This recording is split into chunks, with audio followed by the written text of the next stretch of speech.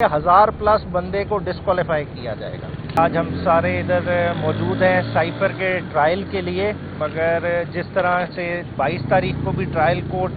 یہاں پہ نہیں آئی تھی اور بغیر ملزمان کی حاضری کیے ڈیٹ ڈال دی گئی تھی 23 دسمبر کی، آج بھی اسی طرح کا ہوا ہے کہ ٹرائل کورٹ یہاں نہیں آئی اور ہمیں اطلاع دے دی گئی کہ جی آپ کی تاریخ ہو گئی ہے اور 3 جنوری کو دوبارہ سے سائفر کیس کو ٹیک اپ کیا جائے گا۔ حالانکہ میں سمجھتا تھا آج ٹرائل کورٹ کا آنا اس لیے ضروری تھا کہ آنریبل ہائی کورٹ اسلام آباد ہائی کورٹ نے ایک آرڈر پاس کیا جس کے تحت سائفر ٹرائل کی پروسیڈنگ سٹے کی۔ اس میں اگر آرڈر کو ڈیٹیل آپ دیکھ لیں، انہوں نے نہ صرف پروسیڈنگ سٹے کی ہیں، انہوں نے بہت ہی اہم نقطے اٹھا دیے ہیں جس پہ میرے خیال سے آج کے دن ٹرائل کورٹ کو ان نقطوں کو دیکھنا چاہیے تھا کہ ایکسپریسلی اس میں لکھا گیا کہ ایک انڈیو ہیسٹ میں یہ ٹرائل کیا جا رہا ہے۔ اور اگر آپ آرڈر شیٹ اٹھا کے دیکھ لیں، پہلے تو آرڈر شیٹ پہ اگر آ جائیں،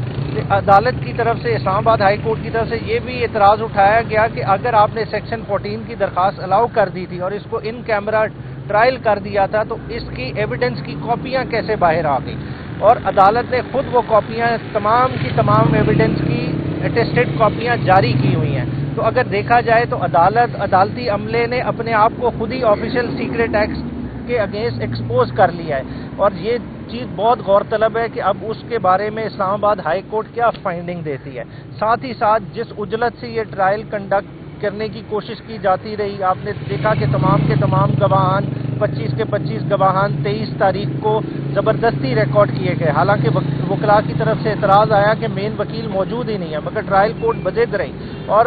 اس میں حوالہ دیا گیا کہ اسلام آباد ہائی کورٹ کی آلریڈی ججمنٹ ان فیلڈ ہے اوپن ٹرائل کے متعلق، نہ اس کو پراپرلی اپریشیٹ کیا گیا اور ایک اس قسم کا تاثر دینے کی کوشش کی گئی کہ شاید اس کیس میں آلریڈی ایک ڈیسیجن عدالت نے ذہن میں بنایا ہوا ہے، کیونکہ اگر آپ اس ججمنٹ کا آخری پیرا جو سٹے آرڈر کر کے جج صاحب نے پاس کیا ہے اس میں فیٹ اکمپلی کا لفظ یوز کیا ہے، جو کہ میرے خیال سے اس عدالت کے لیے بہت غور طلب بات ہے کہ انہوں نے آج تک یہ پروسیڈنگ کس طرح سے کی ہے اور اس میں کس طرح کا ایک نقصان ہونے جا رہا تھا اگر بر وقت اسلام آباد ہائی کورٹ انٹروین نہ کرتی تو یہ ایک دوسرا توشہ خانہ پارٹ 2 ہونے جا رہا تھا۔ شکریہ۔ یہ بتائیے گا، کل برسر گور خان صاحب نے کہا کہ جن لوگوں نے پارٹی کے اگینسٹ پریس کانفرنس ہم کو ٹکٹ نہیں دے گی پارٹی، تو شیخ رشید صاحب بھی آپ کے علیہ رہے ہیں، ان کے بھی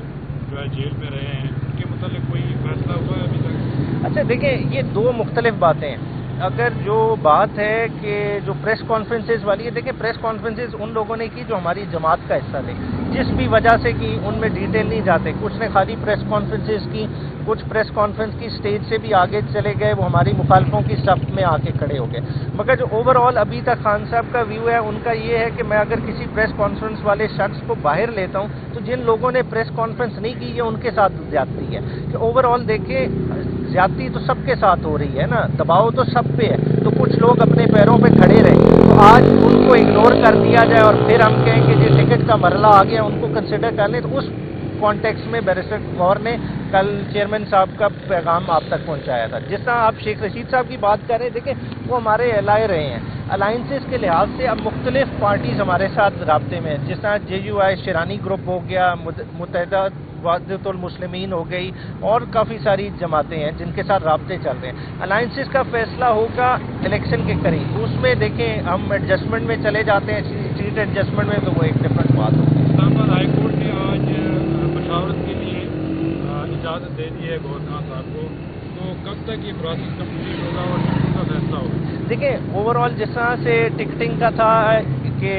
KPK کی اور پنجاب کی جب 14 مئی والا الیکشن تھا، خان صاحب نے پوری ایکسرسائز کی ہوئی تھی اور ابھی بھی گائے بگائے چیزوں پہ ڈسکشن ہوتی رہتی ہے، تو خان صاحب کے ذہن میں بلو پرنٹ ہے، مگر اب یہ فارملی گور خان صاحب آ جائیں گے کیونکہ چیئرمین ہے، وہ چیئرمین صاحب اپنے چیئرمین سے کنسلٹ کر لیں گے اور وہ consultation within this week final ہو جائے گی، کیونکہ جو ہم دیکھ رہے ہیں وہ 30 کی لسٹیں دیکھ رہے ہیں، جو ہمارا خدشہ ہے، کیونکہ دیکھیں یہ ہے ROs کا الیکشن، آپ دیکھیں گے میری بات کی تائید آپ کو کل مل جائے گی، آج تک پاکستان کی ہسٹری میں نہیں ہوا، جب بھی اسکروٹنی ہوتی ہے بندہ جاتا ہے فوراً اسی وقت اس کا فیٹ ڈیسائیڈ کر دیا جاتا ہے، یا اس کے پیپر ایکسیپٹ ہوتے ہیں یا ریجیکٹ ہوتے ہیں۔ یہاں اسکروٹنی کا مرحلہ 3-4 دن سے جاری ہے، کسی کو بھی کسی کا آرڈر نہیں ملا. ساروں کو کہا جا رہا ہے کہ 30 تاریخ کو لسٹیں لگا دی جائیں گی, آپ کو آپ کا فیٹ پڑتا چلے گا, اور اس دن دیکھیں گے 1000+ بندے کو ڈسکوالیفائی کیا جائے گا.